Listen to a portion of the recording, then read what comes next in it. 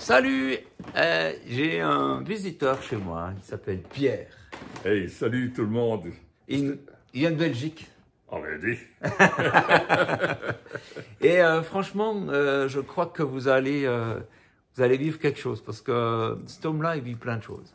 Déjà, tu m'as raconté à moi des choses que tu as vécues avec Dieu, mais Dieu, ça n'a pas toujours été là dans ta vie. Tu n'es pas né avec une Bible dans la main, ou comme ça se passe? Non, je ne suis pas né avec une Bible dans la main, mais je suis né entre deux pages de la Bible. Ah bon? Ouais, qu'est-ce que ça veut dire? Moi, j'avais une famille très engagée pour Dieu.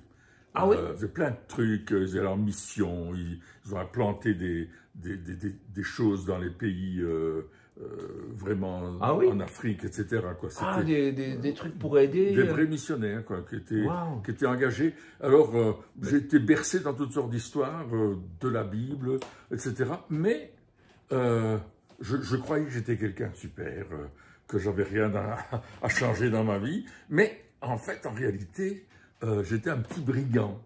Ah bon? Ah ouais. Qu'est-ce que tu faisais? J'aimais bien provoquer les gens à la bagarre. À la bagarre? Ah ouais, jamais. Mais t'as quel âge là quand tu provoques les gens à la bagarre? Alors, j'avais 16 ans, C'est pas vrai. 16-17 ans. Mais c'était pour s'amuser, il y avait pas, on faisait pas des choses méchantes, mais on s'amusait bien, on rigolait bien. D'accord. On mettait le bazar partout. Ça, c'était. Mais vous cassez les objets, Non, on cassait pas les objets, on embêtait les gens et les gens commençaient à s'énerver. Et puis nous. C'est ce que vous vouliez. Voilà, c'est ce qu'on voulait. Et puis voilà, c'était comme ça. Ah, donc, tes parents ne doivent pas être très contents. Hein. Ah, mais ils ne savaient pas. Ah. C'était avec mon frère qui était mon aîné. Et puis on sortait ensemble et on provoquait les choses. Et puis moi j'allais à l'église. Hein. Ah ouais? Tous les dimanches, je devais aller à l'église. J'étais obligé de mettre mon costume et d'aller à l'église. J'étais obligé, avec une cravate et tout. Ah, j'avais horreur de ça. J'avais vraiment horreur de ça. Je comprends. Mais j'y allais. Mais j'aimais bien aller à l'église. Pourquoi? Parce que c'était fraternel. C'était une vieille église historique. Et puis, il y avait une chaleur là-dedans. Quelque chose d'extraordinaire. Ah oui? Et j'aimais bien aller là. Je jouais dans les pièces de théâtre. Ah oui, de l'église. Ah ouais, on faisait des pièces de théâtre et je jouais dedans. Ça m'amusait. C'était. Et puis, j'étais pas toujours très sage non plus à l'église, avec les jeunes filles, les jeunes garçons. D'accord. On était très provocateurs. Et bon.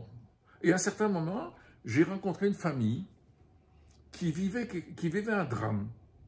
Quel genre? La maman avait été tuée dans un accident de la route. Ah mince, ah ouais. Que dans l'église? C'était dans l'église. Et je me suis dit, mais pourquoi est-ce qu'ils sont si heureux malgré mais c'était quand même le pas problème heureux, Mais il n'y avait pas cette tristesse qu'on peut imaginer. Il y a quelque chose qui s'était passé dans leur vie. Et moi, j'étais curieux de nature, parce que j'étais ami avec les enfants, là. Donc, j'ai été voir ce qui se passait. Je dis, mais qu'est-ce qui se passe? Pourquoi est-ce qu'ils sont comme ça?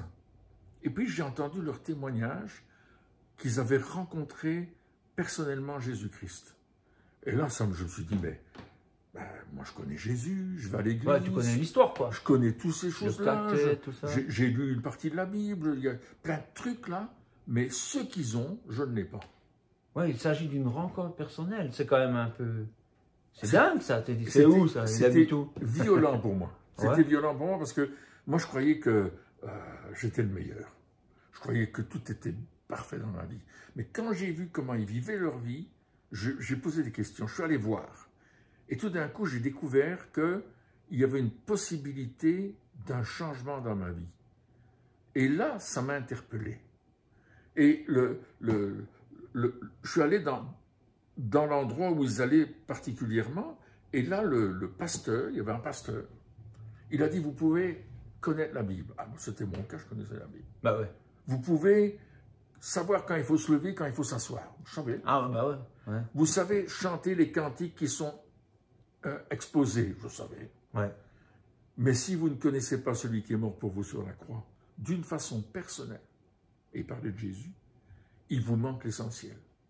Et là, j'avais 18 ans à ce moment-là. Ah ouais. Et j'ai dit, waouh, c'était en 1968. Ah quand je suis né. On était fait pour se rencontrer. Et là, j'ai fait une prière dans mon cœur. J'ai dit, Seigneur, viens dans ma vie, change ma vie. Et il s'est passé quelque chose que je ne peux pas expliquer, mais j'ai commencé à pleurer. Moi, j'étais un dur, je ne voulais pas montrer que je pleurais. Ouais. J'ai commencé à pleurer. Et j'étais tout seul sur ma chaise, je ne me suis pas avancé, je n'ai pas fait quoi que ce soit. J'ai prié, j'ai dit, Jésus, viens dans ma vie, change ma vie. Non, mais ça ne peut pas être si simple. Ah ben, Il faut chercher Dieu, il habite tout, Jésus. Comment être vraiment... Là, t'es là, maintenant, devant cette vidéo, quelqu'un peut dire ça. Puis, oui, il peut faire maintenant, simplement, dire Seigneur Jésus, viens dans ma vie, change ma vie. Et ma vie a changé radicalement. Qu'est-ce qu'il y a eu? Un changement tellement fort que ma mère m'a dit, ben, t'as rangé ta chambre? Je vois pas le rapport. Parce que je rangeais jamais ma chambre. Ah ouais? Il fallait mettre une lampe pour pouvoir passer, tu sais, comme Gaston Lagaffe, ah, qui a cherché le bouquin. Elle me dit, mais tu m'aides à faire la vaisselle? Mais qu'est-ce qui se passe? Mais tu le faisais parce que tu disais, je dois, maintenant je crois en Dieu. J'y pensais même pas. C'est venu naturellement, il y a eu un changement de mon attitude. Comme une ouverture d'altruisme. C'est ça. Il y avait quelque chose qui se passait là et que je ne pouvais pas expliquer. Et puis il y a des gens qui m'ont dit, mais il y a la lumière dans tes yeux, qu'est-ce qui s'est passé? Je dis, la lumière dans mes yeux, j'allais te voir dans le miroir, c'est quoi cette histoire, la lumière dans mes yeux? Et il dit, mais je dis, mais je sais pas, je dis, peut-être parce que j'ai rencontré Jésus. Ah ben peut-être. Et là, les gens me posaient des questions, mais comment t'as fait? Est-ce que c'est difficile? J'ai dit, écoute, je sais pas, moi, j'ai demandé à Jésus de venir dans ma vie, là, et il s'est passé quelque chose, à ce moment-là, j'ai commencé à pleurer, et mon cœur a changé, ma manière de vivre a changé, et personne ne m'a dit, il faut que tu vives comme ça, que tu fasses comme ça, tu ne peux pas faire ceci, cela. Ouais. Non, j'avais l'envie d'aider les autres, j'avais l'envie de parler de ma rencontre avec Jésus à tout le monde. Ouais. J'avais l'envie de relire la Bible. Alors là, écoute bien ce qui s'est passé. Mais alors, tu le savais déjà? Écoute, je ne savais rien en réalité. Je croyais que je connaissais des choses intellectuellement dans ma tête, mais pas dans mon cœur. Ah, d'accord. Et là, j'ai relu la Bible, et les versets bibliques me sautaient au visage. Je lisais les évangiles, et je découvrais des trucs que je n'avais jamais découverts. La compassion de Jésus, l'amour de Jésus, sa manière de prier pour les gens, comment il était dans la vie de tous les jours. Oh, j'avais jamais lu ça comme ça. C'est comme si tu avais accès au cœur de la Bible, mais avant tu avais une sorte de voile. Ou, je sais pas. Ben, avant je connaissais, c'était littéraire. Hein, comme tu lis un bouquin, c'est bien, une histoire. Puis Matthieu il se répète. Jean l'a déjà dit. Une belle histoire, mais là c'était plus une histoire. J'avais l'envie de lire ma Bible, j'avais l'envie de la lire. Et quand je rentrais de l'école, parce que j'ai fait des études jusqu'à 24 ans, quand je rentrais de l'école, j'allais lire ma Bible. Tu avais envie? Ah oui, j'avais l'envie. C'est pas un devoir? Non, personne ne me disait lis ta Bible. Non, je lisais ma Bible, je l'étudiais. Alors, j'allais voir le pasteur, j'avais des questions. Ah bon? Et le mercredi, il y avait l'étude biblique, comme ils appelaient ça. Et moi, je venais avec ma liste de questions. J'avais des questions sur toutes sortes de sujets. Tout ce que tu as lu, quoi. Je voulais savoir. Et le pasteur disait, ah, il va toujours me poser des questions. Quel genre de questions, par exemple? Tu te souviens d'une? Je lisais un texte, puis je ne comprenais pas. Ah ouais. J'étais, mais qu'est-ce qu'il veut dire? Par exemple, la parabole du semeur. Je dis, qu'est-ce que ça veut dire? Un semeur sorti pour semer. Ben, moi, j'avais connu dans mon jeune temps les semeurs qui semaient la semence comme ça. Ah ouais. Et il en parle. Et puis je dis, mais ben ouais, c'est normal. J'habite la campagne, je connais ça. Les gens qui travaillent dans les champs, moi-même, je travaille dans les champs. J'étais avec mon père, travaillait dans les champs. On allait à la chasse et des choses comme ça. Wow. Mais je dis, mais les terrains difficiles, c'est quoi ces trucs-là? Je posais des questions. C'est quoi? Ça veut dire quoi les épines? Ça veut dire quoi les rocs? Je voulais savoir. J'avais des tas de questions à poser. Et on n'avait pas Internet à l'époque pour aller chercher sur Google, etc. Tu vois? Il fallait poser des questions. Et puis, je voulais partager aux autres. Je voulais dire aux autres ce que j'avais trouvé, la transformation dans ma vie. Et j'ai commencé à dire ça aux gens. Et puis les gens m'ont dit, mais... Genre, avec ceux que tu bosses ou... Tout le monde. Mes collègues, à l'école. Tout le monde, à l'école. Et si quelqu'un me demandait un coup de main, eh bien, je donnais le coup de main, et puis je disais, mais tu sais, Jésus, il m'aime, et il t'aime aussi, et il peut changer ta vie. Ah oui? Et il suffit que tu viennes à lui, que tu lui demandes, et il va t'aider à transformer ta vie. Parce que lui, il a tout pris sur la croix pour toi. Tous tout ce qui va mal à l'intérieur, ce qu'on appelle le péché, la prie, et il nous en débarrasse si on lui donne. Si on renonce à toutes ces choses mauvaises qu'on fait, si on y renonce, si on tourne le dos carrément à toutes ces choses et qu'on le suit lui, notre vie va changer et il va nous amener sur un chemin, mais fantastique. Un chemin d'amour, de lumière, de difficulté aussi. Parce que tout le monde n'a pas aimé que mes copains, je sortais avec mes copains, on sortait. Et puis moi, je ne voulais plus sortir dans les boîtes, je ne voulais plus boire d'alcool. Ça ne m'intéressait plus. J'avais plus l'envie de tout ça. J'avais qu'une envie, c'était de chanter pour Jésus, c'était de parler de Jésus autour de moi. Alors, tes potes, ils ont dû croire que tu étais fou, quoi. Ah ouais, il y en a qui ont dit, Pierre, écoute, bon, tu vas devenir curé. Il disait, tu vas te faire curer, on dit ça. Et puis, on avançait, et puis j'ai deux de mes amis, la bande qu'on faisait, qui ont donné leur vie à Jésus. Oui. Ouais, ils ont dit, ce que tu as, nous on le veut. Et leur vie a changé. Ils ont donné leur vie au Christ, comme moi je l'avais fait. La même façon. Puis rebelote alors. Du coup, les gens commencent à se dire qu'est-ce qui se passe, t'as une lumière dans les yeux. C'était différent pour eux, mais en tout cas, moi je savais ce que j'avais vécu et je le racontais aux autres et je le racontais à tout le monde. Et puis j'ai commencé à prier pour les gens. Alors, genre à l'école par exemple? Alors ouais. N'importe où. N'importe où. Mais comment prier mais quelqu'un avait un problème, il me disait, moi j'ai un problème, il y a ça qui ne va pas, je suis malade de ceci ou ça. Oui. Je dis, tu sais, moi je prie pour les malades, c'est écrit dans la Bible, est-ce que je peux prier pour toi? Ouais. Et le gars me disait, ben ouais, pourquoi pas. Bon, tant qu'à faire. Et puis je priais pour les gens. Alors au début c'était une prière timide, Seigneur fais quelque chose pour mon frère, pour mon ami. Si tu veux. Si c'est ta volonté, c'est là, cette fameuse prière-là. C'était presque ça, presque ça. La fameuse prière où on ne s'engage pas trop. Oui, c'est ça. Mais j'ai vu des résultats. Ah bon? Ça m'a encouragé. Tu te souviens des premiers résultats? Ah oui, il y a une femme qui avait un mal de tête à l'église. Et elle me dit, j'ai mal de tête, Pierre, j'ai mal de tête. Je dis, est-ce que je peux prier pour toi? Elle me dit oui. Je dis, comment on fait? Comment on fait pour un mal de tête? Je dis, mais je peux poser ma main sur ta tête? Oui. Et la dame, c'est une dame âgée, je dis, oui, je pose ma main sur sa tête. Voilà, démonstration. Dis, au nom de Jésus, sois guéri de ton mal de tête, maintenant. Elle me dit, j'ai plus mal. Oh, je me dis, ça c'est génial. Seigneur, tu guéris les maux de tête, mais ça alors, je ne croyais pas que ça allait aller aussi vite. Mais c'est vrai que des fois ça ne marchait pas? Des fois, ça ne marchait pas. Ouais, ok. Mais moi, je devais m'y reprendre et dire, tu te prenais. Ah ouais, je dis, je vais continuer à prier. Je veux, c'est écrit que tu vas être guéri, je veux prier pour toi. Ah oui. Ah ouais, et c'est comme ça. Puis, quelqu'un venait avec un mal de dos. J'ai mal au dos. Toujours à l'église? À l'église, ouais. J'ai mal au dos. C'est la vieille qui a parlé. Ah oui. Elle a dit, va voir Pierre, va voir Pierre. Je sais pas. Je me suis approché de la vieille, j'ai dit, de la dame, pardon, pas la vieille. Ouais, c'est toi qui me mets dans le bazar. Désolé. Et j'ai dit, je vais prier pour ton dos. Prier pour son dos, je dis maintenant, comment ça va? Ben, il dit, j'ai plus mal. J'ai plus mal. Oh, j'étais content, j'étais voir mon pasteur. Je dis, pasteur, j'ai prié pour la madame, elle a mal de tête, elle était guérie. La madame, elle a mal de dos, elle était guérie. Wow.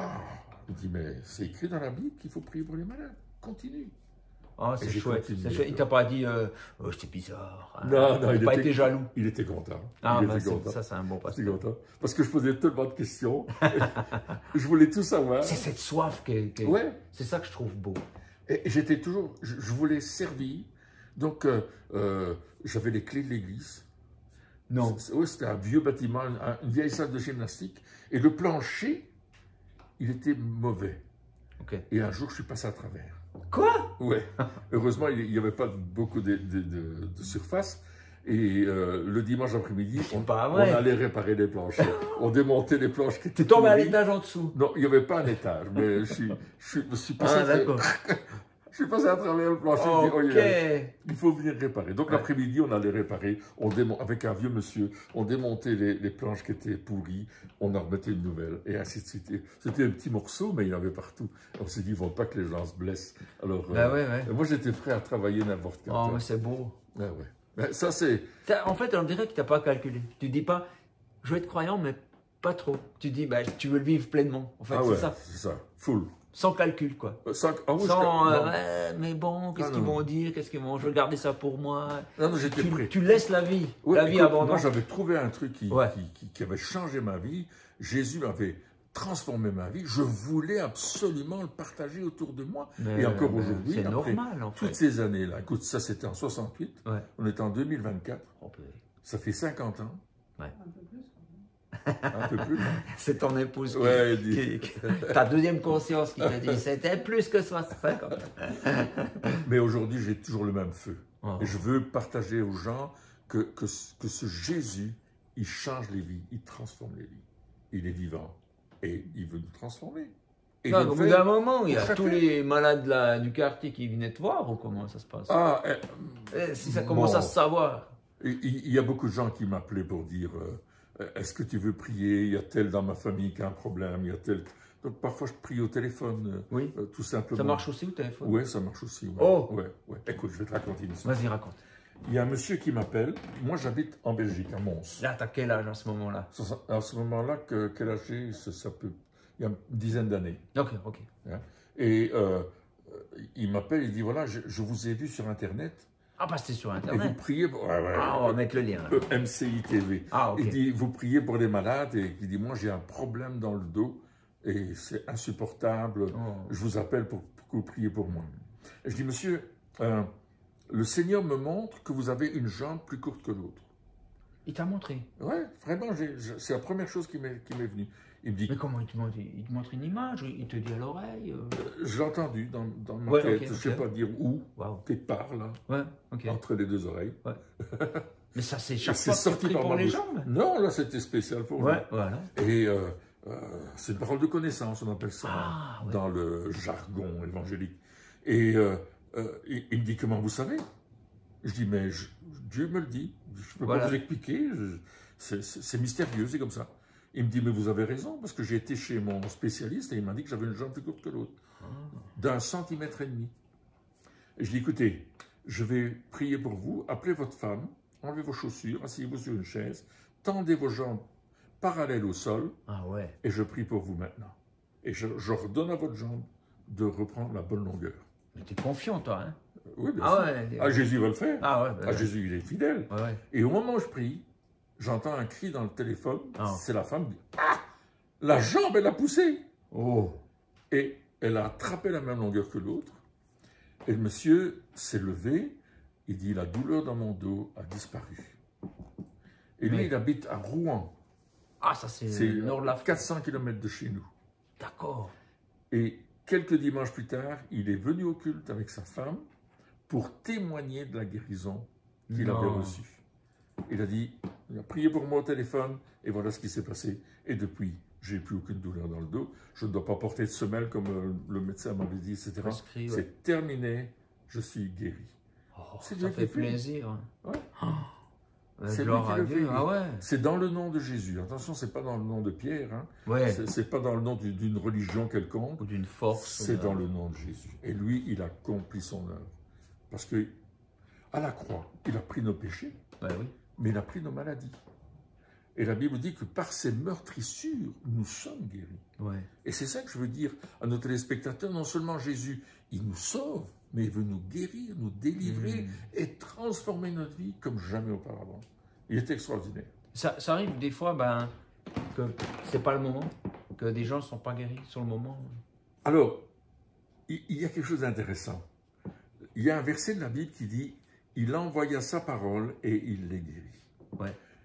Et quand tu envoies la parole de Dieu, la parole de guérison, Ouais. qui dit que par les meurtrissures de Jésus nous sommes guéris, la parole, elle fait son effet. Et parfois, ça prend du temps, mais Ah. la parole, elle travaille Ouais. dans nos vies, parce que c'est une parole vivante. Jésus a dit « Les paroles que je vous dis sont esprit et vie ». Et cette parole, elle est vivante, elle commence à agir. Elle pas seulement dans le corps, mais aussi dans ton état d'esprit. Et puis, voilà, ouais. ça nous amène la foi aussi de croire Ouais. que je peux être guéri ou je peux douter. Alors, ce qui est intéressant, c'est qu'avec la foi, il y a le doute aussi. Il y a un des deux qui est trop, choisissez. Mais bon. Faites le bon choix, faites le bon choix. Parce que nous sommes des êtres humains Et on peut dire, hey, tu as prié pour moi, mais est-ce que je vais vraiment être guéri? Est-ce que vraiment je vais recevoir cette guérison? Et je me suis dit, ben oui, parce que moi je l'ai accompli. Mais parfois il y a un temps qui se passe. J'ai prié pour un jeune homme un jour, il avait un sportif de haut niveau, il avait des problèmes dans les mollets, vraiment graves. Et il est venu, j'ai prié pour lui, et dans le nom de Jésus. Et il est parti se rasseoir et se disant, rien ne s'est passé. Ouais, j'ai rien senti. J'ai rien senti, j'ai toujours mal dans mes mollets. Il est arrivé à sa place dans le fond de la salle. C'était une salle avec des tables, comme un bistrot, c'est chrétien. Il est arrivé dans le fond, il s'est assis, et puis il s'est relevé, il a dit, j'ai plus aucune douleur dans mes mollets. Il est couru devant, il a dit, j'ai plus aucune douleur, je croyais qu'il n'y avait rien qui s'était passé, mais j'ai plus aucune douleur. Le temps qu'il fasse le chemin, il était guéri. D'accord. Cette jeune fille en Afrique, elle avait été... T'étais en Afrique aussi? Ouais, comme tes parents? Ouais. Elle avait des problèmes au genou. Elle devait être opérée. On était au Cameroun. Je pense que c'était au Cameroun. Et j'ai prié pour elle. Et le temps qu'elle parte devant pour aller jusque dans le fond de la salle, c'est un grand auditorium, elle était guérie. J'entends les gens commencer à chanter, à crier. Non. Je dis, mais qu'est-ce qui se passe? Mais la jeune fille était guérie de ses genoux. Complètement guérie des genoux. Et toutes des choses comme ça extraordinaires que Dieu fait. Mais j'ai rencontré ce Jésus qui m'a donné la vie. Et je veux dire à tout le monde, ben, simplement, faites une petite prière et dites, Seigneur, tu es mort sur la croix pour moi. Moi, je dois changer de vie. Je décide de changer de vie et de te recevoir dans ma vie. Deviens mon sauveur et je veux te suivre parce que je veux faire de toi mon Seigneur. Et parce que je vais te suivre, ma vie va changer. Parce qu'il va venir vivre en nous. La différence, c'est que avant, j'avais une religion, mais je n'avais pas une relation. Oui, voilà. Le jour où j'ai rencontré Jésus, je l'ai invité dans ma vie, j'ai une relation. Alors, je ne l'ai pas rencontré comme je te rencontre, ou je peux rencontrer une personne, lui serrer la main, etc. Mais dans mon cœur, dans mon esprit, il s'est passé quelque chose qui a fait que toutes mes valeurs passées que j'avais imaginées, etc. Et souviens-toi, j'étais dans les années 68, les barricades à Paris, il y avait Che Guevara, il y avait toutes ces histoires avec la Chine, etc., la guerre au Vietnam et tout ça. On était vraiment dans un bazar inimaginable. Mais là, j'ai fait le choix de suivre Jésus. Et ce n'était plus une philosophie, mais c'était une personne. Et cette personne, elle est venue vivre en moi, par son esprit. Donc c'est quelqu'un avec qui tu entretiens une amitié. Donc ça veut dire que tous les jours, tu parles, c'est pas... Tu le sors le dimanche parce que tu vas à l'église. Non, on se parle tous les jours, à tout moment de la journée. C'est ça qu'il faut entretenir. C'est un ami formidable. Oui, c'est vrai, je confirme. Ah bah c'est super, et puis bah donc du coup là maintenant c'est devenu, j'ose dire, ton métier, donc tu fais des rassemblements, les gens savent que quand ils viennent ici, il y a des choses qui sont guéries, donc ils viennent plus volontiers. Et puis c'est une vocation plutôt qu'un métier. Je ne suis pas payé pour ce que je fais. D'accord. Un métier, on est payé pour ce qu'on fait. Oui, tu as un salaire à la fin. Tu as un salaire, ici, je n'ai pas de salaire. Donc ce que je fais, c'est que les dons que Dieu m'a donnés, je veux les donner aux autres. Parce que si tu as des dons et que tu les gardes pour toi, ça ne sert pas à grand-chose. Mais si ce don-là, ils vont servir à d'autres, alors fais-le. Donne-le à d'autres. Offre-le, tu comprends? Tu pourrais presque ouvrir un cabinet comme un médecin. Les gens viennent, suivant. Enfin, je sais pas. Mais en fait, toi, ce que tu fais, c'est plutôt des rencontres, puis ça donne l'occasion de aussi parler de Jésus. Exactement. Je fais des rencontres et on dit qu'on va prier pour les malades. Et puis il y a plein de gens. Hein. Comme hier soir, c'était plein de gens. Hein. Hier soir? Ah oui, hier soir, on était à La Tanne, ici en Suisse. Hein. Ah oui, la grande église. Oui, tout au-dessus, là. D'altitude. Et puis les gens sont venus. Et ils ne voulaient plus partir. On a terminé à 11h moins le quart du soir. C'est pas vrai, parce qu'ils voulaient qu'on prie pour eux. Ah oui. Et puis les gens sont venus plusieurs fois parce qu'ils voulaient qu'on prie pour les gens de leur famille qui n'étaient pas présents. Et que, oui, il y a eu toutes sortes de choses qui se sont passées. C'est fatigant. Fatigant. Ils t'accrochent. Ah mais c'était génial. Il y avait une telle ambiance de joie, de bonheur. On a rigolé parce qu'on a prié pour des gens qui étaient malades, mais on a rigolé quand on les a vus marcher. Une dame avec sa canne qui a commencé à marcher, et puis il a envoyé un petit message ce matin à l'organisatrice de l'événement en disant c'est à refaire, il faudrait refaire ces soirées-là, c'est extraordinaire. C'était ça. Mais tu t'imagines quelqu'un qui a une souffrance récurrente depuis des mois, des années. Puis là, qu'elle est guérie, ben c'est un confort magnifique, quoi. Tu vois, des soucis en moins. Puis ben, il y a aussi l'intérieur, je pense, qui va avec, qui va de pair, probablement. Oui, tout à fait. Tout à fait, ouais. Alors, comme ça, là, aujourd'hui, c'était en Suisse, puis demain, tu vas retourner en Belgique ou... Demain, enfin lundi, on retourne en Belgique. Voilà. Demain, je suis dans 2 endroits différents. Ok. Mais lundi, on retourne en Belgique. Et puis la semaine début novembre, on est à nouveau en France. Après le 11 novembre. Et puis après, on est aussi en France, mais dans une autre région. Ah ouais. Voilà. Tu dis on parce qu'il y a ton épouse. Oui, mon épouse Christine. Est-ce qu'on lui demanderait de venir? Ouais. Je sais pas, je vais pas demander. Elle est jolie comme tout. Hein. Ben, elle n'a pas l'air de dire non, alors. Elle s'approche, on va voir. 46 ans de mariage, on a. C'est pas vrai. Vous êtes rencontrés comment? Oh, tu peux savoir ça aussi. Oh non, mais je suis pas obligé. Christine peut raconter ça. Non. Ben parce que vous aviez quel âge quand vous êtes rencontrés? Moi j'étais pas tout jeune. Hein. On s'est rencontrés en plusieurs épisodes. Ouais, en plusieurs épisodes. C'était un beau jeune homme, hein? Ouais. C'était une jolie fille. Mais on s'est d'abord connus plutôt dans des groupes de prière ou même au café. Oui, ça sert à ça aussi. Hein. Ouais, parce que moi je Oui, mais c'était pas le but. C'est juste qu'on avait la même foi et puis qu'on aimait partager l'évangile avec d'autres et lui aussi. Donc on s'est retrouvés entre guillemets par hasard dans les mêmes endroits. Et puis on s'est rendu compte que spirituellement, on s'entendait bien. On avait les mêmes aspirations, on avait le même but dans la vie, vraiment de vivre pour Jésus. Et puis quelques années plus tard, le Seigneur lui a montré que je devais devenir son épouse. C'est pas vrai. Et tu as fait comment la demande? Alors, c'est pas trop, c'est pas gênant. Hein, j'avais 26 ans. Ouais. Et moi, j'ai travaillé dans la chimie pas mal. Donc, j'avais une intoxication. Donc, j'étais en repos et je disais, Seigneur, tous mes copains se marient, mais moi, je ne me marie pas. Avec qui je peux me marier? Tout d'un coup, je vois Christine devant moi, devant mes yeux. Là. Une vision? Oui, une vision. Je suis était loin, il était à je 1000 suis kilomètres, dans la rivière en train de pêcher la truite. Tu fais ça? Oui, je pêche la truite. Oui, mais je ne prends pas beaucoup, mais je pêche la truite. C'était en rivière, il n'y avait personne, c'était calme et tout. Dans les Cévennes, là-haut. Et je me baladais là et j'ai dit non, pas Christine, Seigneur. Dit non, Christine. Bon, alors je reviens en Belgique. Et je cherche à savoir où est Christine, parce que je ne connais pas son adresse. J'ai son numéro de téléphone chez elle à la maison, chez ses parents. Mais je ne sais pas du tout où est Christine. Donc j'appelle ses parents, je dis, je voudrais parler à Christine. Et ses parents me disent, mais elle est à Mons, dans son appartement, là, il faut... je lui dis, elle habite à Mons, ben moi j'habite à Mons aussi, je vais aller la voir. Donc je suis allé la voir, et j'ai sonné à la porte, elle dit m'ouvrir. Tu dis, mais qu'est-ce qu'il fait là, lui? Non? T'as étonné, non? Non, ma maman m'avait téléphoné pour dire qu'il allait faire. Ah ouais. Donc je suis rentré, et puis j'ai vu Christine, et puis je lui ai dit, écoute... Qu'est-ce que t'as dit? Je raccourcis. Est-ce que tu veux m'épouser? Non, mais c'est pas vrai. T'as pas commencé comme ça. Non, il n'a pas commencé comme ça. D'abord, il fait beau temps. Hein. D'abord, t'es rentré dans l'appartement. T'as pas commencé comme ça. On a discuté un petit peu de ce qu'on pourrait faire. Tu sais, des choses normales. Et puis après, tu m'as posé la question. Comme ça t'a fait un choc, non?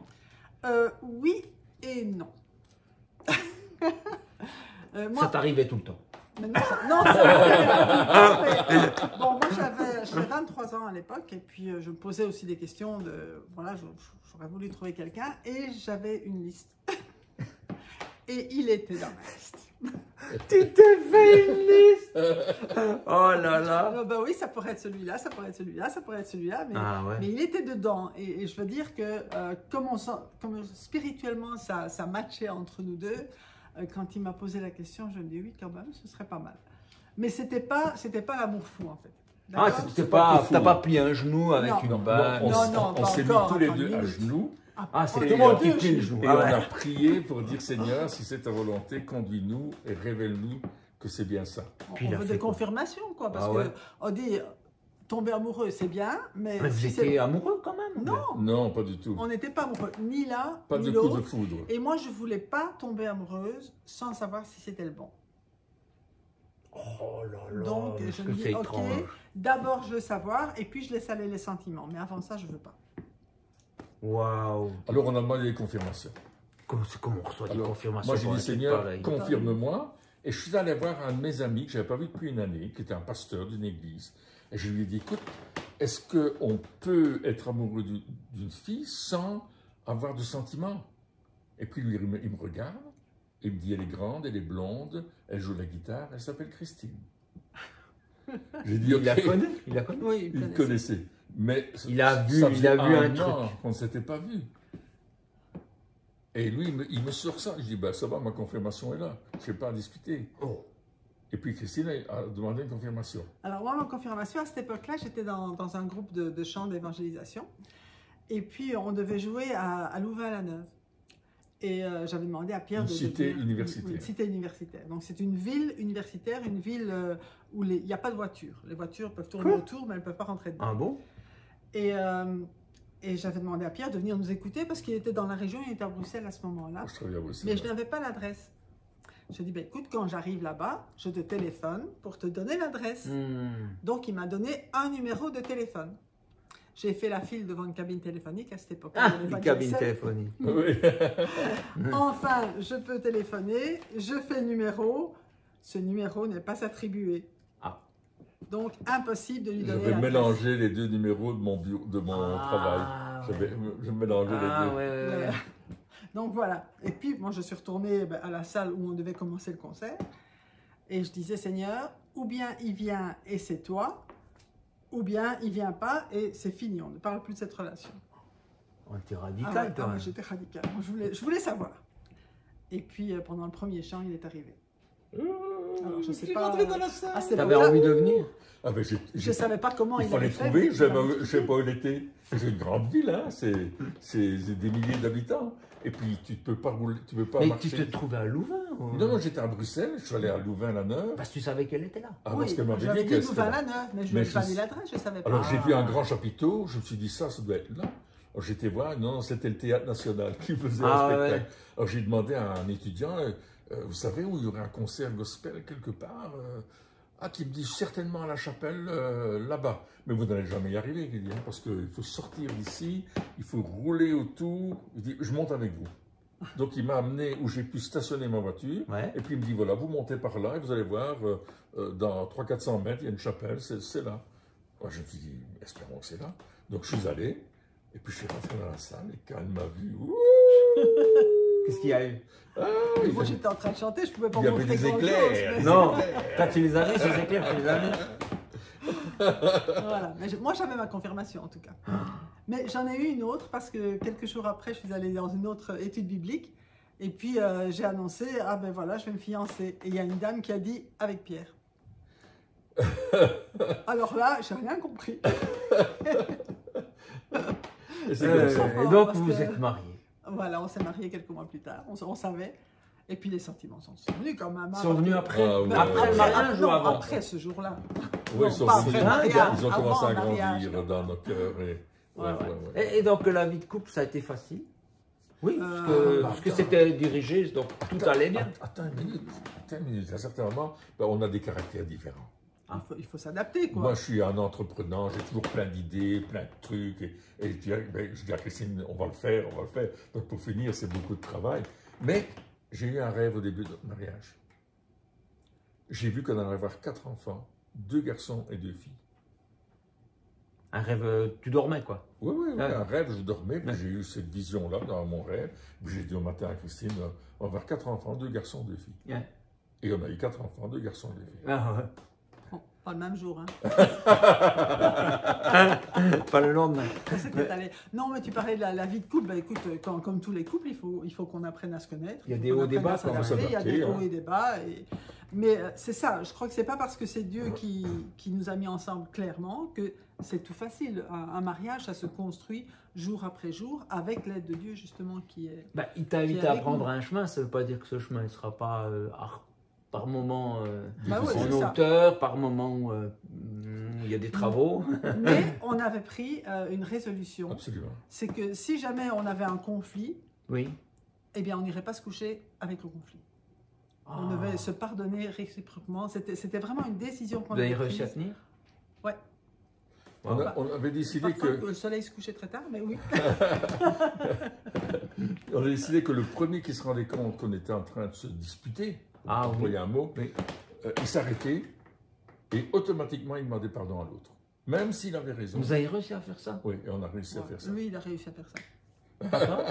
C'était toujours lui qui commençait. Bon, rien entendu. Il faut être honnête. Bon, c'est toi qui as le dernier mot, tu dis oui chérie, c'est ça? Non, il ne disait pas oui chérie, et puis après on discutait. Non, c'est vraiment lui qui a le dernier mot. On essayait de comprendre pourquoi on avait eu ce conflit. Est-ce que c'est parce qu'on était fatigué? Est-ce que c'est parce que tout d'un coup on avait une zine, comme on dit en Belgique? Une bêtise, une idée bête. C'est toujours sur les Est-ce que c'est parce que quelqu'un d'autre nous avait influencé dans notre décision, etc. Tout ça, on le mettait à plat, et on réglait le problème. Voilà. Donc c'était exclu de dire non, ça va, c'est moi, ça c'était exclu. Ah non, c'est pas ça. Parce que ça c'est le truc. Ça fait grandir un truc. Et puis après, non, c'était plus au niveau de l'attitude, mais après on pouvait vraiment expliquer ce qui s'était passé puisqu'on pensait. Mais c'est beau, c'est un bel exemple.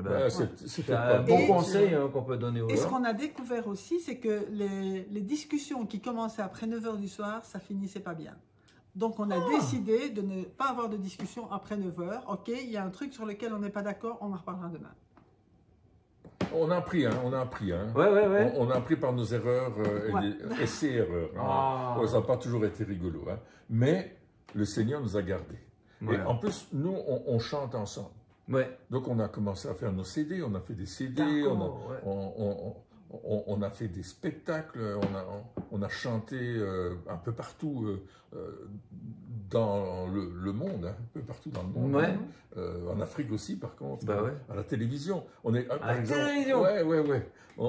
On a fait Cameroun, Côte d'Ivoire. La télévision nationale au Cameroun. Les portes sont ouvertes. On n'a pas fait exprès, mais c'était comme ça. Il y avait un gars qui nous disait, mais comment est-ce qu'on vous connaît plus que le groupe là qui vient de Montpellier là? Comment on fait? Nous, on est là simplement... C'était la première fois qu'on allait au Cameroun. On est là tout seul, on vient servir le Seigneur. On n'a pas fait de publicité. Non. Non, ils ne comprenaient pas si c'était... C'est beau. C'était beau. Et même l'ambassadeur est venu nous voir. Il a envoyé quelqu'un, une délégation, il a dit, mais qui êtes-vous? Vous faites des rencontres ici avec des centaines de personnes, mais vous êtes qui? On ne vous connaît pas. Ah bon? Et on a eu rendez-vous avec le premier secrétaire de l'ambassade qui nous a reçus. Et on a partagé, et on a parlé d'évangile, et on a prié pour eux. C'est étonnant ça. Mais Dieu est extraordinaire. On n'a rien cherché de ça, mais bon. Le Seigneur a ouvert les portes et puis on est rentré dedans. C'est beau. Puis avec les enfants, ça a été. Il y a eu des moments où ils ont été malades ou quelque chose, où vous avez dû faire des choses. Les enfants, des moments, notamment la plus jeune, là, elle a eu une pneumonie à un certain moment, elle avait 6 ans. Elle avait 6 ans. Et puis on a dû l'hospitaliser parce qu'elle avait vraiment. Vous allez quand même à l'hôpital. Vous n'êtes pas juste on prie. Non. Vous êtes ouvert à. Non, mais ce jour-là, justement, à cette époque-là, on avait un serviteur de Dieu qui venait du Cameroun, entre parenthèses. Et puis on l'a invité à venir prier pour Mélodie. À l'hôpital. Mais je la connais, Mélodie. Et puis il est venu prier à l'hôpital et c'était terminé. À partir de ce moment-là, elle était guérie, elle n'avait plus rien, mais c'était un samedi et elle n'a pu sortir que le lundi quand on a vérifié qu'il n'y avait plus aucune trace. Le médecin a dit, je ne comprends pas que vous êtes là. Plus aucune trace cet enfant n'a rien. Sur le pouls. Il n'y avait plus rien. Et pour Mélodie, ça a été vraiment le point de départ aussi de sa vie spirituelle. Pour elle, c'était évident que Dieu... Et toi, tu es né aussi dans la foi entre deux pages de Bible, comme il dit, lui? Alors moi, mes parents étaient croyants, mon papa allait à la messe tous les dimanches, et donc j'ai suivi. J'allais à la messe tous les dimanches aussi, j'ai fait ma première communion, confirmation, etc. Mais c'est ennuyant, enfin, non, je sais pas, je veux pas être méchant. Alors, quand j'étais petite, ça allait encore et encore, mais à un certain moment, c'était devenu très, très, très ennuyant. J'étais presque malade chaque fois que j'y allais. Adolescente. Adolescente, oui. Ah bah oui. Quand j'étais adolescente, donc il n'y a pas de boule disco là-dedans. Non, j'ai continué à y aller pour faire plaisir à mon papa, mais entre-temps, j'avais j'avais vraiment abandonné la foi. Je me dis, je ne savais pas trop si Dieu avait créé l'homme ou si c'est l'homme qui s'était fabriqué un Dieu, etc. Ah ouais, donc il y a eu quand même toute une période de l'adolescence comme ça, jusqu'au moment où, en fait, au moment où je me disais, je vais quitter l'église, ben, on est venu me proposer de faire partie de la chorale. Et comme j'aimais chanter, bon, j'ai continué à y aller. Et lors d'une répétition de chorale, il y a un chanteur qui est arrivé parce qu'il cherchait une chorale pour enregistrer. Et puis j'ai demandé, mais en fait, qu'est-ce qu'il chante? Et il a commencé à chanter 2 chants, mais le premier, c'était « Jésus est mon ami, je parle avec lui tous les jours ». Tu te souviens de la mélodie? Non, je ne me souviens pas de la mélodie, mais en tout cas, c'était...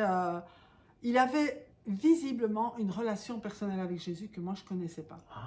Alors, ma première réaction, c'était de dire... Hein, comme toi, tu as été intrigué par ces gens. Hein. Ma première réaction, c'était de dire, enfin, il est fou, il y a quelque chose qui ne va pas. Ou bien, il a fait une expérience avec Dieu. Et si c'est possible de connaître Dieu et Jésus comme ça, c'est ça que je veux. Bah oui.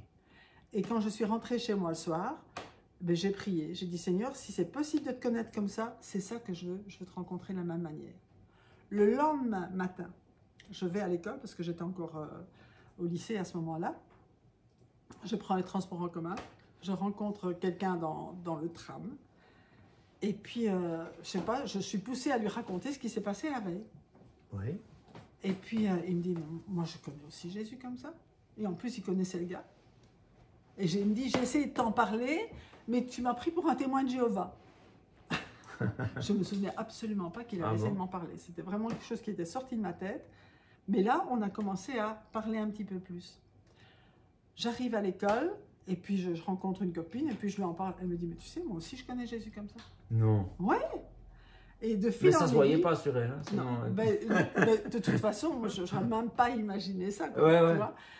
Et puis, de fil en aiguille, le copain, il me prête un livre qui s'appelle « Les 7 paroles de la croix ». Et je commence à lire ce livre. Et là, je réalise que, ah oui, on m'a dit que Jésus était mort pour le péché du monde. Mais dans ce livre-là, je réalise que Jésus, il est mort pour mon péché. Qu'il est mort à ma place pour que je sois réconcilié avec Dieu. Et là, je me dis, waouh, c'est ça que ça veut dire. Wow. Tu sais, le bouc émissaire et tout ça, il explique tout ça là-dedans. Je me dis, waouh, c'est extraordinaire.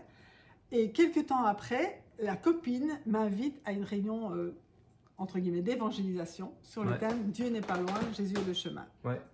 Et j'y vais avec les copains du travail. Enfin, c'est toute une histoire. C'est vraiment comment Dieu, à partir du moment où j'ai dit « je veux te connaître », il a mis les personnes en place pour me conduire. Et puis j'arrive à cette rencontre. Et je me souviens que pendant le voyage, je me disais « ah oui, Jésus, ok, je veux bien y croire ». Mais alors le diable, il n'existe pas. Dans ma tête, c'était ça. Je me dis, le diable, c'est l'homme qui l'a inventé pour expliquer le mal, etc. J'arrive à cette rencontre-là, et puis le prédicateur, il dit, ben, aujourd'hui, c'est Dieu n'est pas loin, mais je vais vous expliquer que le diable n'est pas loin non plus. Et il commence avec le moment où Jésus chasse les démons de Légion, il commence à expliquer que le diable existe vraiment. Et là, dans mon cœur, quelque part, il y avait comme un rire nerveux. Je me dis, enfin, il connaît ma question, il est en train d'y répondre exactement au problème que je me posais, c'était fort. Hein? Et puis à la fin, bien sûr, il annonce l'évangile, que c'est important d'accepter Jésus, de renoncer de demander pardon pour ses péchés, et puis de le recevoir dans notre vie. Et puis là, il fait un appel où il faut lever la main. Ah, alors, et si quelqu'un est intéressé, qu'il lève la main. Si quelqu'un veut accepter Jésus, qu'il lève la main. Alors là, c'était le défi, parce que plus timide que moi, ça n'existe pas. D'accord. Et j'étais timide. J'étais bien soigné. Hein. J'ai eu quelqu'un pour m'aider. Hein. J'étais timide et lever la main, même en sachant que tout le monde avait les yeux fermés, parce que c'est comme ça que ça se passait dans cette rencontre-là.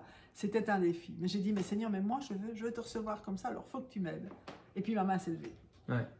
Mais c'était extraordinaire, parce qu'à partir de là, donc à partir de ce moment-là où j'ai fait cette prière, et dans la prière, je sais, il y avait « Seigneur, fais de moi la personne que tu veux que je sois ».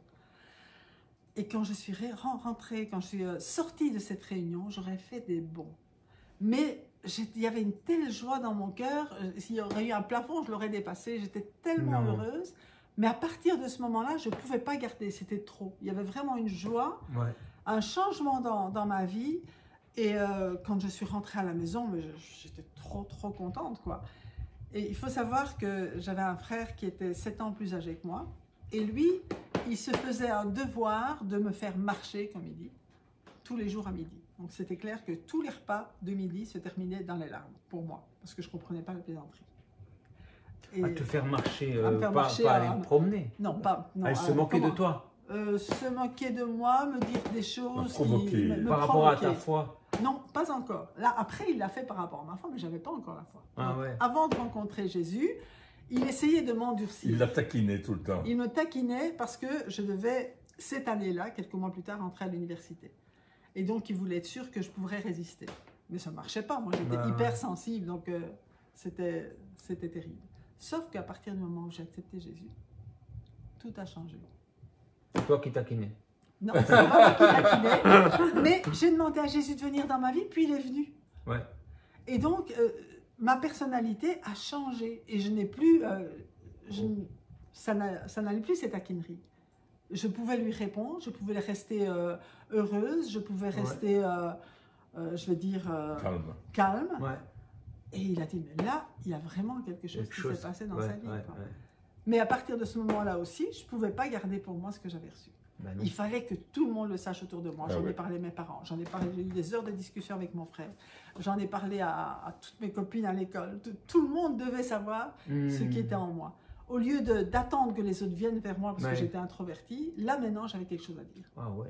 Et puis j'ai commencé à parler, et puis ma vie a vraiment changé à partir de ce moment-là. C'était trop fort, j'avais un sens à ma vie que je n'avais pas avant. Ah ouais, bah, du coup vous aviez la même ambition de partager aux autres, et du coup vous avez la même mission. Ouais, exactement. On l'a fait en chantant, on l'a fait en écrivant des livres, on l'a fait en prêchant. On l'a fait en allant dans les rues pour annoncer l'évangile. Dans les rues. En se déguisant en clown, je me déguisais en clown avec un chapeau et un nez rouge et ma guitare, et je chantais, et on invitait les enfants et les parents à venir dans des rencontres pour les enfants. On a même fait des danses dans les rues. On a fait plein de trucs. On a fait plein de trucs. J'ai fait des danses pour les attirer, puis une fois qu'ils sont là, bon, voilà. Non, mais c'était des danses pour Jésus, donc déjà, c'était pas n'importe quoi. D'accord, ouais. Mais, est-ce que vous avez vécu pas mal de miracles, comme j'ai compris? Est-ce qu'il y en a un notoire qui vous a impressionné? Enfin, je sais pas. On en a quelques-uns, mais celui que je vais te raconter, c'est cette dame. Je suis en train de diriger un louange à l'église un dimanche matin. J'ai ma guitare, je suis tout seul à jouer la guitare. Ouais. Et il y a une dame qui tombe morte. Quoi? Juste au début du culte. Ah ouais. Et quelqu'un me fait signe, drôle, hein. Tout le monde pleure. Elle est morte. Et moi, je ne sais pas quoi faire parce que le pasteur n'est pas là. Il y a un visiteur qui est là et puis on se dit, qu'est-ce qu'il faut faire? Qu'est-ce cardiaque? Ouais, elle est morte. Elle s'est écroulée sur elle-même. Elle est devenue toute bleue. Ses dents sont sorties. Elle a perdu ses urines. Elle est affalée sur elle-même. Tous les signes de la mort. Tous les signes de la mort sont là. Et moi, je ne sais pas trop quoi faire. Donc, je dis à l'assemblée, notre vieille sœur s'appelait Ovida, c'était son nom. C'est une personne âgée? Oui, elle est partie près du Seigneur. Et il y a vraiment un calme, un silence. Quoi faire? Et le diacre vient vers moi et me dit, Pierre, est-ce qu'on appelle une ambulance? Je dis, non, on va prier pour elle. Mais juste avant ça, j'oublie un détail, j'ai demandé à une infirmière qui travaille en salle d'opération, qui s'appelle Martine, je lui ai dit, est-ce que tu veux contrôler? Et Martine, qui est spécialiste, elle a la tête sur les épaules, là tu sais, c'est quelqu'un bien, elle contrôle le pouls, elle contrôle la respiration, le cœur, elle dit, elle est morte. Et puis, je ne suis pas encore satisfait, je demande à quelqu'un d'autre de venir contrôler. Donc, une autre dame, qui est aussi quelqu'un qui a la tête sur, vient contrôler, elle tape le pouls, elle écoute, elle dit, Pierre, elle est morte. On a 2 témoins qui ont confirmé, 3 en fait avec la première personne, mais eux, les 2 là, ont confirmé qu'elle était morte. Elle dit, tous les signes extérieurs sont là de la mort. Et le diacre me dit, est-ce qu'on appelle une ambulance? Je dis non, on va prier pour elle. Et là, moi, je suis surpris de la parole que j'ai sortie. Que tu as dit ça? Que j'ai dit ça. Je dis, qu'est-ce que je viens de dire? Alors, le visiteur, c'est un Américain. Je me dis, les Américains sont allés sur la Lune. Ils doivent connaître. Donc, je l'invite à venir. Et j'appelle la personne la plus ancienne qui est dans l'église. Je dis, est-ce que tu veux venir prier aussi? Il vient. Et moi, et on se met tous les 3 autour de 3 personnes. Et il y a un silence dans l'église. Wow. Un silence de mort. Ouais, ben... Tout le monde a les yeux fixés sur nous 3 qui sommes là. Et il y a d'autres événements qui se passent en même temps, c'est-à-dire qu'il y a une dame qui sort et qui dit « il ne faut pas aller voir, c'est trop laid, elle est morte, elle est vraiment pas belle ». Et l'autre dame dit « moi je suis assistante sociale, garde ma fille, je vais venir voir si je peux aider d'une façon ou d'une autre ». Il y a différents événements. Et puis là, le frère américain, il murmure une prière, pas à haute voix, tout bas, tout bas. Le frère ancien, il a ses mains jointes, ses yeux fermés, et je sais qu'il prie intensément. Ouais. Mais moi, j'attends que, je suis plus jeune, j'attends qu'ils ouvrent les yeux et que je leur dis prier, mais aucun ne me regarde. Alors j'ai fait la prière la plus extraordinaire de ma vie. J'ai dit, Seigneur, tu la laisses ou tu la reprends, mais tu fais quelque chose au nom de Jésus. Et au moment où j'ai fini de prier, la dame a commencé à secouer les mains, comme ça. Et puis il a dit, merci Seigneur que je suis dans ta maison. Puis elle a ouvert les yeux, elle m'a regardé. Elle m'a dit, il m'est arrivé quelque chose. Je n'osais pas lui dire qu'elle était morte.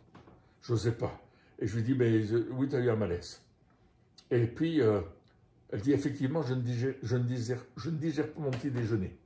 Ma tartine du matin. Et je dis, mais écoute, elle dit, mais je suis toute mouillée, mais qu'est-ce qui m'est arrivé? Pourquoi je suis mouillée comme ça? Ouais. Et je dis, ça va aller, ça va aller. Il dit, on va te prendre sur ta chaise, t'amener à ma voiture et je vais te ramener chez toi. Je dis, non, non, qu'elle dit, je peux marcher. Elle s'est mise debout et elle est partie. Et ce qui est extraordinaire, c'est que elle nous a raconté qu'elle était allée au ciel. Plus tard, elle a raconté ça. Elle avait rencontré Jésus qui était là, elle sait que c'était Jésus, elle n'a pas vu son visage, mais elle sait que c'était lui. Elle a entendu de la musique dont elle n'avait jamais entendu ces mélodies-là. Wow. Elle a vu des couleurs qu'elle n'avait jamais vues. Oh. Et Jésus lui a dit, retourne maintenant parce qu'ils sont en train de prier pour toi. Et il y a encore du boulot. Elle est revenue dans son corps. Et là, elle est vivante. Il y a encore du boulot. Ouais. C'était une femme. C'est bizarre d'entendre. C'était une femme de prière qui n'avait pas fait beaucoup d'école, mais qui avait rencontré Jésus. Comme vous. Hein. Et elle parlait de Jésus à tout le monde, à l'arrêt de bus. Alors, elle parlait français, mais un peu le patois aussi, le patois de la région. Ouais. Et elle disait aux jeunes à l'arrêt du bus, il faut que vous suiviez Jésus. Elle parlait à tout le monde, tout le monde. C'était une femme de prière extraordinaire. Oui. Et sa vie, elle était toute simple. Nous, on allait boire le café chez elle, le café très fort, là. Mais on allait boire le café chez elle.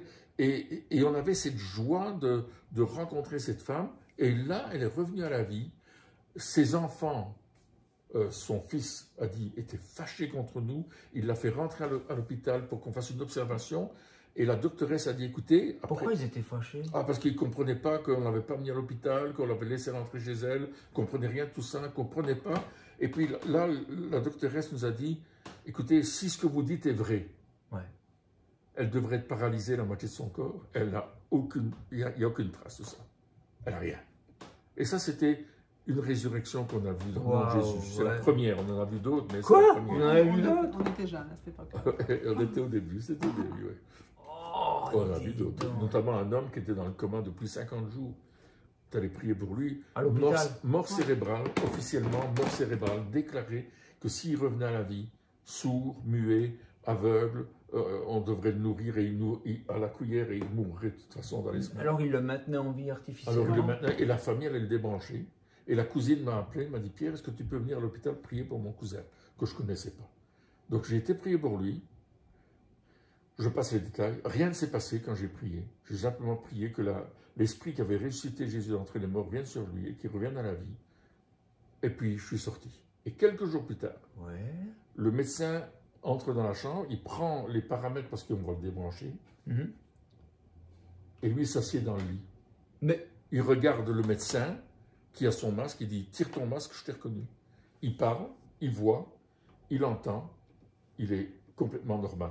Oh. Et les médecins, il a écrit un livre d'ailleurs. Ah bon? Il s'appelle Guy Maréchal. Ah, je connais. Ah, tu connais Guy, hein? Ah, mais oui, il est venu ici. Il a écrit un livre en racontant, et le docteur Dion, qui est un docteur spécialisé dans le cœur, qui est à la retraite aujourd'hui, écrit dans la préface que ça tient du paranormal, parce qu'il y a quelqu'un qui a le tronc cérébral, je ne sais plus très bien les expressions, qui fait qu'il est mort cérébral, de façon officielle, ne peut pas revenir à la vie, mais là, c'est un miracle. Il t'a vu pendant qu'il Et il m'a vu pendant que je priais pour lui, alors qu'il était mort, les yeux fermés et tout. Ah, ouais, il était au-dessus, il était au-dessus de son corps, il nous voyait. Oh. Un autre miracle, Christine m'a rappelé ça tout à l'heure. On est appelé pour un accident de voiture. On t'appelle pour les accidents de voiture? C'est une dame qui était venue à la réunion. Une dame de l'église qui raconte, Pierre, il y a telle personne qui vient d'avoir un accident de voiture là, est-ce que tu peux venir? Donc on y va tout de suite. Tu prends la bagnole, tu cours. Oui, c'était pas loin de chez nous. Hein. Et la dame est morte. Il y a un drap sur elle. Elle est couchée par terre, sur le sol, même le sol, avec un drap sur elle. Et nous, on ne comprend pas trop ce qui s'est passé. On veut aller voir le mari, qui est là et qui est tout dans tous ses états. Et on passe à côté de la dame. Mais comment on passe à côté de la dame? Elle s'assied. Elle est vivante. Et je dis, elle s'assied, elle se lève, elle va près de son mari. On n'a rien compris. Moi, j'ai rien compris. Je dis, mais pourquoi ils l'ont mis par terre sur la terre, avec un drap sur elle? Mais pourquoi ils ne l'ont pas mis sur une civière? Je ne comprends pas.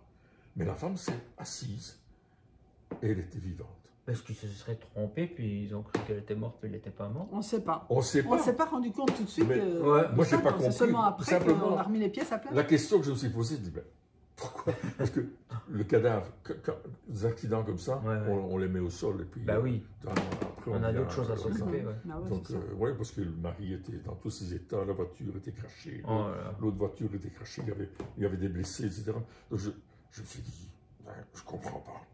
Parce que le temps que nous, on aille à cet endroit-là, ça a duré quand même 10-15 minutes, facilement. Donc, ça veut dire que la femme, elle est restée par terre 15 minutes, au moins 15 minutes. Tu vois, peut-être plus, parce que l'accident venait d'arriver, donc on nous a appelé le temps que nous, parce qu'on a dû se rhabiller, on était en pyjama.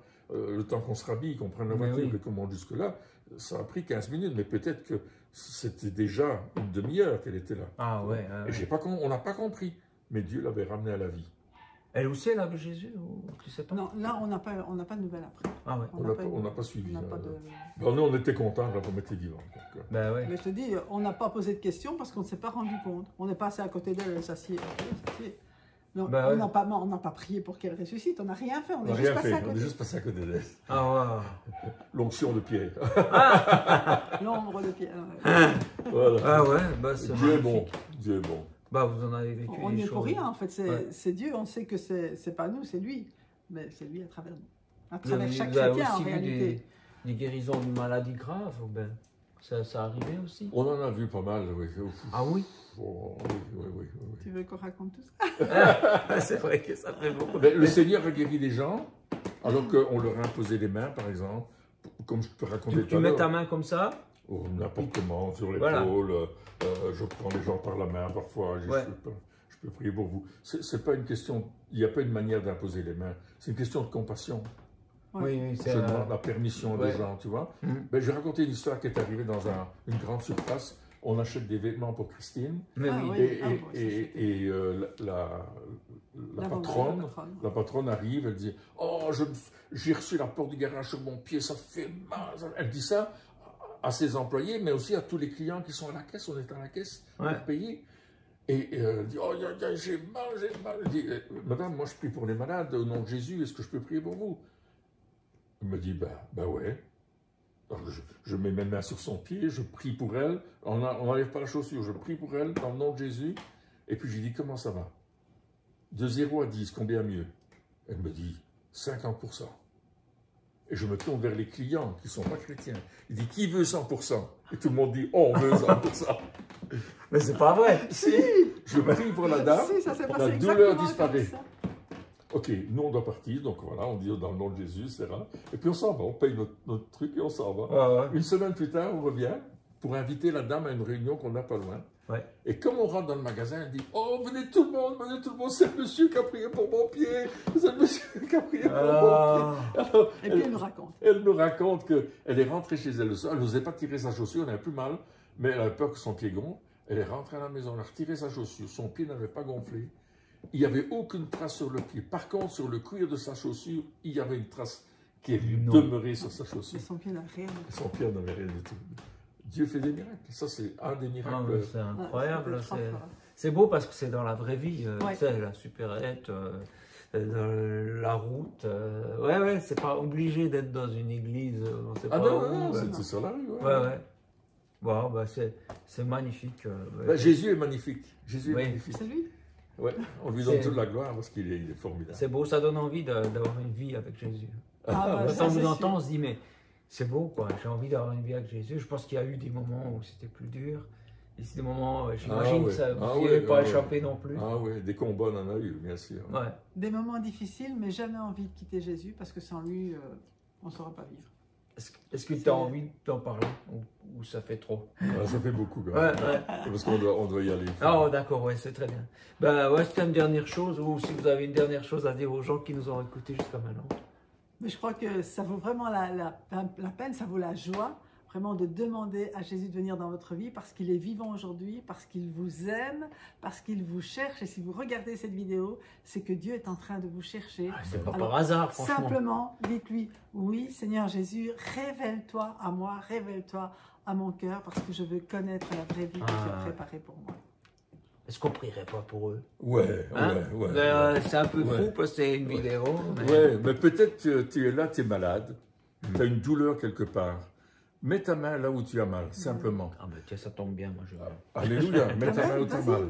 Et j'envoie la parole de Dieu qui dit que par les meurtrissures de Jésus, nous sommes guéris. Et vous êtes guéris par les meurtrissures de Jésus. Je viens contre tout esprit de maladie et d'infirmité, toute puissance de maladie dans votre corps. Je lui ordonne de quitter votre corps dans le nom de Jésus. J'appelle une restauration maintenant au nom de Jésus. Transformation dans votre vie. Je vois qu'il y a quelqu'un qui doit subir une opération, quelque chose au niveau de son pied droit particulièrement. Et Dieu te dit, fais-moi confiance, je vais remettre les choses en place et les douleurs que tu as dans les tarses et les métatarses vont disparaître de ton pied maintenant dans le nom de Jésus-Christ. Amen. Amen. Et nous prions pour notre ami ici, dans le nom de Jésus-Christ. Merci pour Alain, Seigneur, pour ces vidéos qu'il fait, pour vous bénir, vous. Nous prions cette guérison sur cette vie. Nous commandons à ces cailloux qui sont dans la vésicule biliaire de se dissoudre dans le nom de Jésus-Christ. Nous appelons cette vésicule à être guérie complètement. Et Seigneur, je pose ma main sur sa main maintenant, au nom de Jésus, et j'appelle la vie de Christ en lui. Merci de le toucher, merci de le délivrer de toute douleur, de toute conséquence, de cette maladie, de cette infirmité. Au nom de Jésus, tu les as pris à la croix et c'est pour lui que tu es venu mourir sur cette croix. Et comme pour chacun de ceux et celles qui sont à l'écoute aujourd'hui, soyez bénis dans le nom puissant de Jésus.